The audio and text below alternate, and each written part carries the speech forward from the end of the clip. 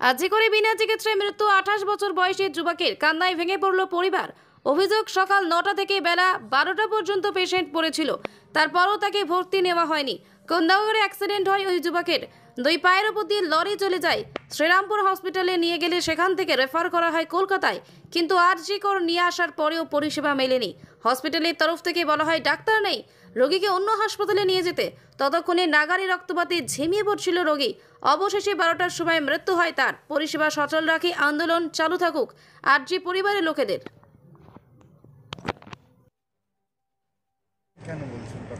ডাক্তারি পরিষেবায় নিয়ে আমরা যখন ডাক্তারের কাছে যাই, তা প্রথমে বলছে যে এখানে কোনো ডাক্তার নেই, তার জন্য কোনো পরিষেবা দেওয়া যাবে না, আপনারা পারলে অন্য কোনো জায়গায় নিয়ে যান, সেখানে বলুন। এবার অন্য জায়গায় প্রাইভেটে হয়তো ট্রিটমেন্ট হচ্ছে, কিন্তু প্রাইভেটের ট্রিটমেন্টের জন্য আমরা সেই ক্ষমতা নেই। তার জন্য সরকারি হসপিটাল ওয়ার্ল্ডসে শ্রীরামপুর ওয়ার্ল্ডসে নিয়ে যাওয়া হয়েছে। শ্রীরামপুর ওয়ার্ল্ডস থেকে বলছে আরজি কর করুন বা আদার্স হসপিটাল, এইখানে নিয়ে আসা হয়েছে। এখানে টুকটাক প্রথমে বললো এমার্জেন্সিতে, প্রথমে কিছুই করলো না, বললো ডাক্তার নেই, কিছু করা যাবে না। আউটডোরে দেখানো হলো, আউটডোরে দেখানোর পরে সামান্য স্লাইন এইসব করলো, বললো এরপরে আর আমাদের কিছু করার নেই, কোনো ডাক্তার নেই। এরকম পড়ে থাকতে থাকতে আস্তে আস্তে সে মারা যায়, কোনো ট্রিটমেন্টই আর হবে না। কটা নাগাদ মারা যায়? কটা নাগাদ মারা গেছিলো বলতে পারছেন না? তাও 12টা 12:30 এরকম। তারপরে ডাক্তাররা কি বলছেন? তারপরে কি ডাক্তার এসেছেন ডেথ সার্টিফিকেট কে ইস্যু করলেন? ডেথ সার্টিফিকেট এখনো ইস্যু হয়নি, এখনো কিছুই আমরা কাগজপত্র পাইনি। এই কাগজই খালি দিয়েছে। এবার আমি ছিলাম না, আমার ওয়াইফ ছিল, তার দিদা ওর মা ছিল। এবার আমি এসে জিজ্ঞাসা করছি কার সঙ্গে কথা বলতে হবে, তা উনি বললো একজন দেখালো, বললো এর সঙ্গে বডিটা এখন পোস্টমর্টমে যাবে, পুলিশের যখন ইনফরমেশন আসবে, মেল আসবে, তারপরে। আপনি কে হন? আমি যে পেশেন্ট যে মারা গেছে তার মায়ের হাজবেন্ড। তার আগেই হয়েছে। তারপরে সুজিত পুলিশকে খবর দেওয়া করা হচ্ছে যে পরিষেবা পায়নি, ডাক্তার পায়নি। আউটডোরে ঘোরানো হয়েছে একবার, এমার্জেন্সিতে ঘোরানো হয়েছে একবার, কিন্তু 12টা অব্দি এরকম করে শুধুমাত্র নাকি একটু ব্যান্ডেজ করা ছিল, কোনো কম্পাউন্ডার হয়তো করেছিলেন, ডাক্তার নন। এটা নিয়ে আপনার না, অ্যাকচুয়ালি একজন পেশেন্ট, আমি নাম করছি না, he got admitted around 8:40 AM, referred patient ছিল, if I am not that wrong.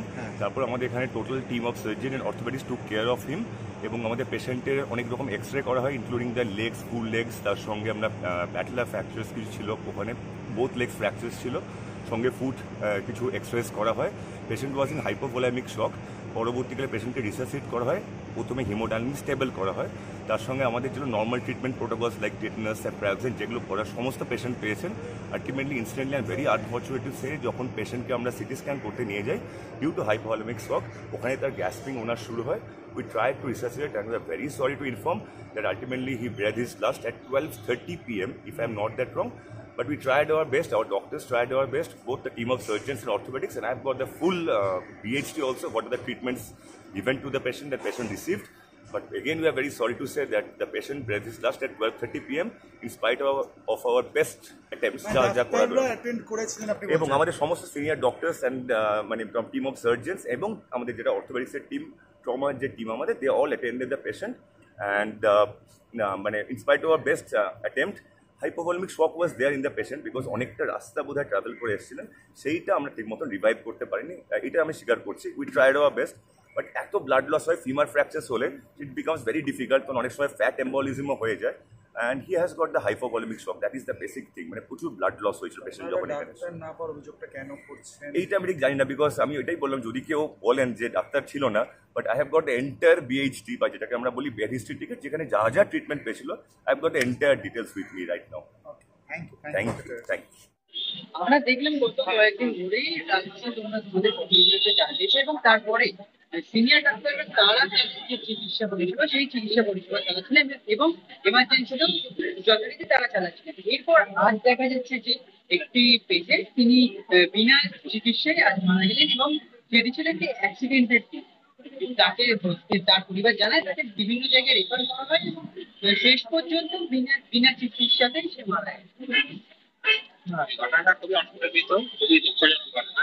কম বয়স্ক একজন রোগীর মৃত্যু, এটা তো কখনো মেনে নেওয়া যায় না।